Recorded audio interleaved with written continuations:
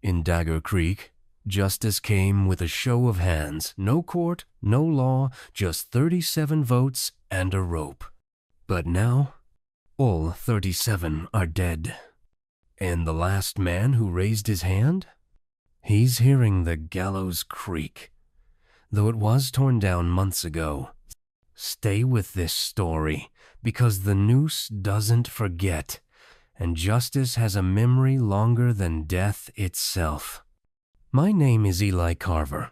I'm 58 years old, and for most of my life, I believed in order, rules, quiet justice. As the justice of the peace here in Dagger Creek, it was my job to keep things civil, at least until the Vale incident. That's what we call it now, like it's a footnote, but I know better. It wasn't just an incident, it was a curse. 4 months ago, Thomas Vale rode into town, tall, soft-spoken, worn down by the trail. Folks didn't like his look. Drifters never sat well with the ranch families. When Caroline Maynard, the rancher's daughter, disappeared, there wasn't even a real search, just whispers, then a scream, and then blame. Vale had been seen talking to her the day she vanished. That was enough. They dragged him into the saloon, bleeding from his lip, hands tied. No marshal, no judge, just a vote. 37 of us were in that room. 37 hands went up. We hanged him at dawn, right outside the churchyard. He didn't speak, didn't struggle, just looked at each of us. I still see it when I close my eyes, the stillness in him, like he already knew the rope wouldn't end it. 3 days later, the blacksmith, one of the voters, was found, with his face half-eaten by coyotes. Then the innkeeper drowned in his own water barrel, arms limp like he'd never fought back. We didn't connect it at first. Death comes easy out here, but then it kept happening. Men falling off roofs, a woman stung to death by wasps in winter. A sheriff who blew his brains out and wrote just 2 words, "He's watching." I tried to tell myself it was coincidence, until I woke up one night to the sound of a rope creaking in the yard, and I remembered I was the 37th vote. Now 36 are dead, and I think I hear footsteps. The night I heard the rope creak was the first time I locked every door in my house since moving to Dagger Creek 30 years ago. Not that it did any good. When guilt wants in, locks are just suggestions. I live above the old courthouse, in the loft that used to belong to the town judge before we buried him last winter. He wasn't one of the voters' heart attack took him during a snowstorm. Or at least, that's what we wrote in the record. But I remember the look on his face when we found him, lips blue, hands clutching at his own throat like something was pulling him from the inside. That night, after the creaking rope, I sat at my desk and stared at the bench below the one where I'd written Vale's name on the verdict sheet, even though there was no real verdict. My name was next to his. 2 signatures, mine and the man we killed. I don't remember writing them both. I went downstairs, lantern in hand, and stood there in the dark courtroom. Cold air pressed around me, though the fire upstairs still burned. And that's when I saw it. A single word, etched into the judge's bench, fresh and sharp. Guilty. Under it, a date. The date of Vale's hanging. I ran my fingers over the carving. Splinters cut into my skin. It was real, recent, impossible. That's when the sound began, not the rope this time, but something slower. A dragging noise, like boots moving across wood. I followed it, heart pounding, through the hallway toward the cellar steps. The boards groaned beneath me, and then I heard it a whisper, so faint it could have been wind. One more. I backed away, slamming the door shut behind me. I didn't sleep. I didn't speak. I just sat by the window and watched the gallows outside the ones we tore down, burned, and buried. But at 2:17 a.m., they were there again. Not real wood, maybe. Just shadow, outline, rope. and something hanging, swinging gently in wind that didn't blow. 36 are dead. I wonder if I'm next, but I fear I'm not. I fear I'm the last, the one meant to watch. By morning, I knew I had to do something. I needed proof that I wasn't losing my mind, that something truly unnatural was happening in Dagger Creek. So I walked to the sheriff's office, or what's left of it. Sheriff Mendel was the 12th to die. They found him slumped over his desk, pistol in hand, bullet in the ceiling. His death was ruled an accident. But there were bruises around his neck that no one could explain. The office was quiet, dust already settling. I pulled out the old voter ledger, the one we used during the Vale vote. I hadn't looked at it in weeks. My hands trembled as I flipped through it. The names were still there, all 37, written in pencil beside a crude X for yes. But now, 36 of them had been crossed out, with blood. Fresh, dark strokes over each name, seeping into the paper like it was alive. My name was the only one untouched. I slammed the book shut, heart racing, mouth dry. When I turned, I saw her Martha Fields, the school teacher, standing by the door. She hadn't voted, wasn't even in the saloon that day. She looked pale. "You look like you've seen a ghost," she said, her voice brittle. "I think I have," I whispered. She stepped closer. "You need to leave, Eli." I blinked. "What?" "I've been hearing the voices too," she said, waking to cold air, seeing the gallows where they shouldn't be. "You didn't vote?" "No," she said, "but I was the one who handed out the ballots." My stomach sank. I was just following instructions. I didn't think they'd really do it. I didn't know. A scream cut through the street. We ran outside. Old Pastor Rowley's chapel was on fire. Flames poured from the steeple. People gathered, too afraid to get close. I pushed through the smoke to find him, but there was nothing left. Just the outline of a man burned into the pulpit. And on the charred wall behind him, written in soot, "You knew." I turned to Martha, but she was gone. Later that night, I found her name scratched into the ledger. 37 names now, all marked, except one. Mine. The next morning, I found it on my doorstep. No knock, no sound, just a plain envelope, yellowed at the edges, resting atop the welcome mat like it had grown there overnight. No return address. No stamp. Just my name, written in block letters. Eli Carver. My hands shook as I opened it. Inside was a single sheet of paper. You raised your hand. Now, lower your head. Nothing else. No signature. No trace of ink smudges or fingerprints. Just that message, cold and deliberate. I stared at it for a long time, heart hammering in my chest, bile rising in my throat. I knew what it meant. I remembered standing in the saloon that morning, the floor sticky with last night's beer, the smell of sweat and dust, the silence when the vote was called. I remembered my hand hesitating, and then rising. And now someone or something remembered it too. By noon, the town was emptying out. Those who hadn't voted were packing bags, hitching wagons, disappearing down the canyon trail with fear in their eyes and prayers on their lips.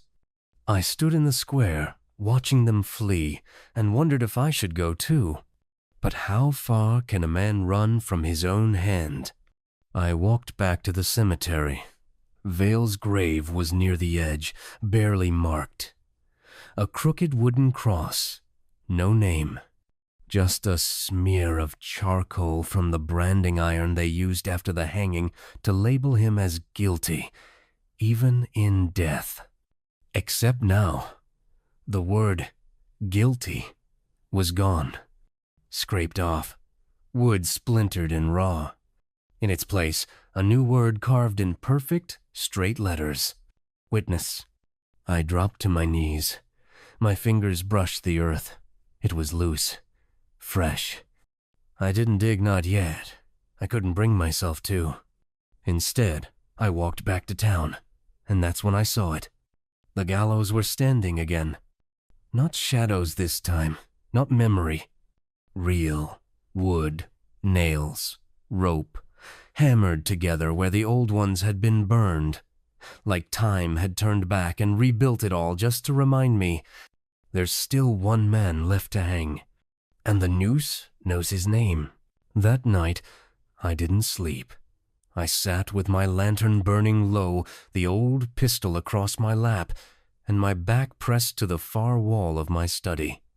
Every time the floorboards creaked or wind brushed against the shutters, I jumped, not because I thought someone was coming, because I knew something already had. At exactly 2:17 a.m., the gallows creaked again. I didn't go to the window this time. I didn't need to. I could feel it, that taut, heavy silence. That pressure in the air like the town itself was holding its breath. And then I heard it. Boot steps. But not just any steps. They were slow, deliberate, a dragging sound between each one, like a limp, or like one foot wasn't really touching the ground. I stood, heart pounding, and moved to the stairs. I held the pistol in front of me as I crept down toward the front door. The steps stopped outside. Then, a knock soft. Once, I opened the door. No one there. Only a pair of muddy footprints on the porch. But they weren't mine. And they weren't complete. Just the print of a left boot. Over and over. No right foot at all. I stepped outside, following the trail. It went down the main street, through the dust, past shuttered homes and boarded storefronts, all the way to the churchyard. And then it vanished, right where Thomas Vale had been buried. I turned slowly. There he was. Not fully there, not like a man of flesh, just a shadow made of smoke and memory, shaped like Vale, standing at the foot of the gallows. No rope, just looking at me. Same look he gave before we hanged him. And for a moment, I almost said his name. But then he raised his hand. Not in warning, in vote. And behind him, I saw them the others. Every man and woman who'd voted, standing, swaying, staring with hollow eyes and open mouths. Every one of them barefoot, except for a single left boot.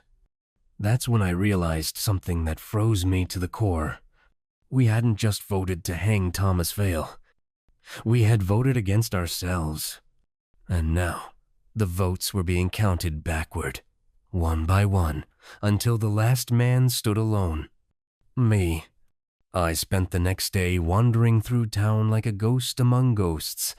The streets of Dagger Creek had gone quiet. Not the normal kind of quiet, not the slow hush of a dying town. This was something else. A silence that listened. The gallows stood tall in the square now. No one had seen who rebuilt it. No one admitted to it. But it was there, real as timber. Rope swaying in still air. Birds wouldn't land on it. Dogs wouldn't go near it. I walked past it with my head down. That's when I heard my name. Eli, someone whispered. I turned. Martha Fields stood in the alley, cloaked in black, face pale like chalk. Her eyes were wild, rimmed red with sleeplessness. I need to show you something, she said. She led me back to the old schoolhouse, shuttered for weeks since the children were sent away. Inside, the desks were coated in dust, lessons frozen on the chalkboard. She lit a lantern and pulled a ledger from her satchel, a copy of the voter list. Except it wasn't quite the same. I made this the night after the hanging, she said. Copied the names from memory. But look, each name had 2 checkboxes beside it.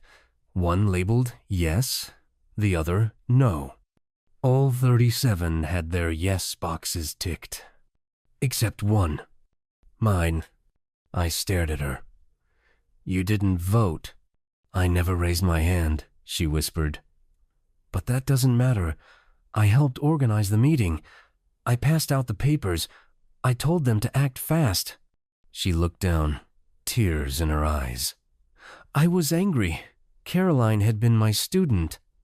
I thought maybe Vale had done something. I didn't know. I didn't answer. What could I say? Guilt doesn't come in degrees. It just comes. And it was here now, breathing through the walls of this cursed town. Martha handed me a folded scrap of paper. This was nailed to my door this morning. I unfolded it. You didn't vote, but you whispered. And whispers become ropes. I looked up, and she was already walking away. I called after her, but she didn't stop. That night, the bell tower above the schoolhouse rang once. No wind. No hands on the rope. Just a chime that echoed across town like a final breath. The next morning, Martha was gone. And on the gallows, a single left boot, still wet with blood. I didn't leave my house for 2 days after Martha disappeared. Not out of fear, not entirely. It was something deeper. A feeling that the town itself was folding in on me, that every wall held breath, that every shadow had eyes. I boarded up the windows, doused the lamps, and tried to think. But thinking only pulled me deeper into memory, into that day at the saloon, into Vale's eyes, into the way the rope groaned when it lifted him off the ground. I told myself it was the town's choice, that I was just the man who recorded it. But I raised my hand, didn't I? That's when the mirror cracked. It didn't fall, didn't shatter, just cracked from top to bottom, with no one touching it. I walked to it slowly, stared at my reflection half split by the fracture, and for a heartbeat I swear I saw him on the other side. Thomas Vale, eyes locked on mine, rope burned deep and raw around his neck. He didn't speak. He just smiled. Behind him, fire, rising fast, licking at the corners of the room. I spun around. My house was fine. But when I turned back, the mirror was glowing red from within, like it held another world inside. A world burning down. I backed away, heart pounding. Then came the knock. Soft, patient. I opened the door. There, on the ground, was another envelope. No stamp, no handwriting, just sealed with blood. Inside, a photo. Faded, yellowing. I was in it younger, standing beside the old judge, standing in front of the gallows, and beside us, Thomas Vale, smiling, alive. This photo couldn't exist. That man was a stranger when he came to Dagger Creek. No one had ever seen him before. That's what we told ourselves. But here he was, in a photograph with me. Before the hanging. Before the vote. There was writing on the back. You knew him. You all did. And you forgot. But he didn't. I dropped it, backed away. In the corner of the room, the mirror caught flame. No smoke. No heat. Just fire and glass. And in its reflection behind me, the rope hung lower, as if waiting. By the time I stepped outside again, the town was hushed, like a chapel, before the caskets lowered. The wind didn't blow. The saloon doors didn't creak. The only sound was my own breath, and even that felt like a trespass. I needed answers. Something to make sense of the unraveling. I walked toward the apothecary, the only place left untouched by fire or fear. Doc Ellery still lived there, or so I thought. He was the last man on the voter list besides me who hadn't been found dead. But he wasn't answering his door. I pushed it open. The bell overhead didn't ring. The room smelled like dried herbs, rust, and something else, something rotting. I stepped inside, calling his name. No answer. Then I saw it. The trapdoor in the corner open. Below it, the cellar, dark. I lit a match and descended. He was there.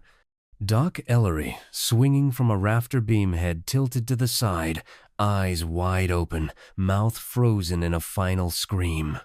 The rope around his neck looked new, too new. But it wasn't that which made me stumble back. It was what lay at his feet. A pile of ropes, 36 of them, each with a tag, each tag bearing a name from the voter list. I found mine at the top of the pile. My name, written in faded ink. My rope untouched, unknotted, waiting. And beside the ropes, a journal, Doc's handwriting. I flipped to the last page. They say he was a drifter, a stranger. But I remember him. We all do. He came through before, years ago. Sick, starving. The town turned him away. Caroline was the only one who helped him. Then she vanished, ran away. Not murdered, not hurt, just left. And we needed someone to blame. So we made him forgettable. We made him guilty. And now, he's making us remember. There was blood smeared across the page, and below it, one final line. He doesn't want justice. He wants memory. I looked up, and for a second, the hanging dock twitched. The rope creaked, and from above, I heard the gallows echo the sound, counting down. Tick, tick. Rope. I ran from the cellar like death itself was snapping at my heels. The moment I reached the surface, I felt the shift in the air, the kind that comes just before lightning strikes or a verdict falls. The streets of Dagger Creek were darker than I remembered. The sky hadn't changed, but something about the light had. It was like the sun was trying not to look. I staggered toward the courthouse, the one I'd served in for half my life. The place where I once stood with confidence, where the town once believed the law still mattered. Now, it loomed like a mausoleum, empty and waiting. But not for long. The doors were wide open. Candles burned along the aisles, and in the pews, they sat. 36 figures. All silent, all still. Not corpses. Not quite shadows, just present, hollow eyes, torn clothes, rope burns, left boots. They didn't speak as I entered. They didn't move. But I knew who they were. The voters, the town, the jury. At the center stood the judge's bench mine, and on it, scratched into the wood in fresh, gleaming red, final vote. I stepped forward. The floor groaned beneath my weight. In my pocket, I felt something shift, something I hadn't put there. I pulled it out. A coin. Tarnished. Heavy. One side marked with a noose, the other with a blindfold. Heads hang. Tails forget. I heard the rope begin to creak again above me, though there was no ceiling beam, no gallows in the room. Just that sound. 36 pairs of eyes turned toward me in unison, and then, from behind the bench, he stepped forward. Thomas Vale. Whole, solid, calm. No rope burns, no anger, just disappointment. You could have stopped it, he said softly. I didn't know, I replied, my voice cracking. But you knew her, he said. You knew she ran, and you let them hang me anyway. He nodded toward the coin.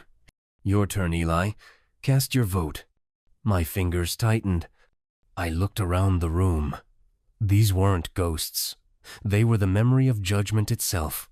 A town that voted once and was now being asked to do so again.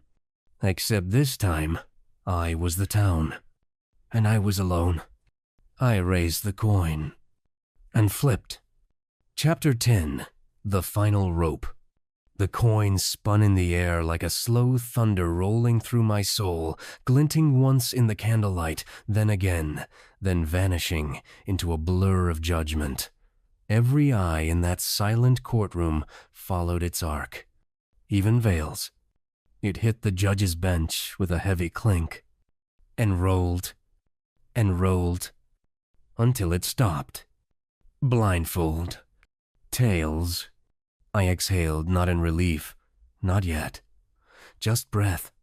Just time borrowing seconds before the weight landed. Vale stepped closer. "Forget," he whispered. Forget what? But I knew. I'd already begun to feel it. The courtroom flickered candlelight snuffed out without wind or motion. The walls rippled like heat waves. The jury faded. Their outlines blurred until all that remained was a kind of presence the weight of what they had been. Vale looked at me, and something like sorrow passed behind his eyes. "You don't get to forgive yourself," he said. "You only get to forget why you need to." I opened my mouth to beg, to explain, to scream, but no sound came. My voice was already gone. And then the world tilted. A snap, sharp, cold, inside my skull. I woke in my chair. Morning sunlight filtered through the slats of my window. The gallows were gone. The street was empty. My house was quiet. Too quiet. I rose slowly, feeling stiff. I couldn't remember what day it was, or why my palms hurt, or why there was a noose laid gently across my lap. I wandered town like a man in a dream. No faces greeted me. No one remembered Martha, or the preacher, or the doctor. No one remembered Thomas Vale. Only me. I asked about the vote. People blinked at me, confused. What vote, Eli? The saloon was just a saloon.